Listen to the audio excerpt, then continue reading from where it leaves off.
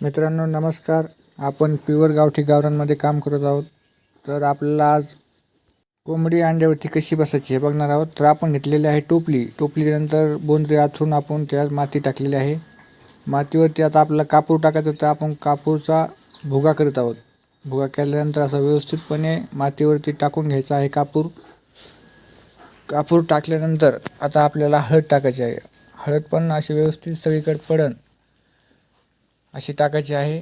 तर आता आपण एक एक करून अंडे ठेवून घेऊत. अंडे आपण 18 ठेवत आहोत एका कोंबडीखाली. अंड्याची क्वालिटी बघून घ्या, शेप अंड्याचा एकदम प्युअर गावठीमध्ये आपण काम करत आहोत. तर आता आपल्याला कोंबडी बसून घ्यायची आहे.